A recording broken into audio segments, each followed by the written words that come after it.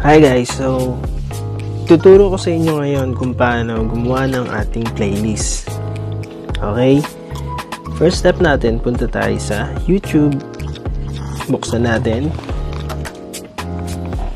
Then pindutin natin yung logo natin sa right side. Then punta tayo sa channel natin, your channel. Then punta tayo sa videos.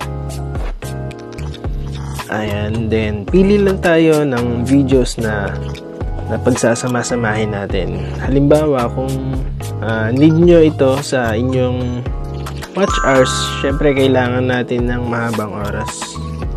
So, halimbawa, live stream. Ito. Makikita natin yung 3 dot.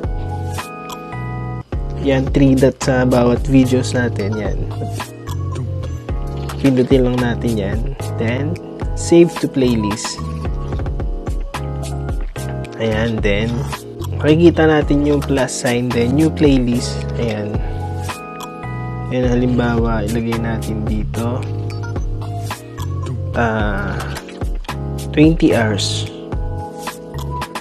Siyempre, kayo nang bahala bumuo ng 20 hours nyo sa playlist na to. 20 hours. Okay, yun. Then, kung gusto nyo lang magdagdag, ganun ulit. Ayan, then hanapin nyo lang yung ginawa nyong playlist. Ayun, yung 20 hours na yan. Then, piliin nyo lang yung 20 hours yan. Ginawa nyong playlist. Name ng playlist nyo. Then, i-done nyo lang. Done. Ayan. Then, kung gusto nyo lang magdagdag, yun. Yun, 20 hours. Then, yun ulit. Then, done. Ganun lang. Then, check natin sa playlist natin. Eto, yung 20 hours natin. Siyempre, guys, nga pala, kailangan nating i-public to. Makikita natin yung nakalock na yun.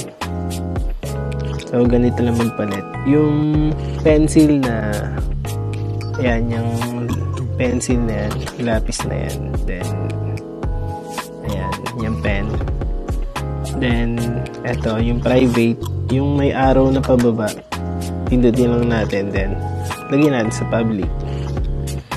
Ayan, then save na natin.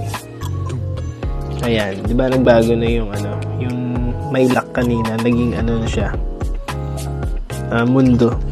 Ibig sabihin naka-public na yan. So, yung magpe-play sa inyo, sa watch hours nyo, makikita yung playlist na yan. Okay? Ganun lang kadali, guys. So, sana nakahabol kayo. And don't forget to like, share, and syempre, subscribe kayo. Okay, good luck, guys. And God bless.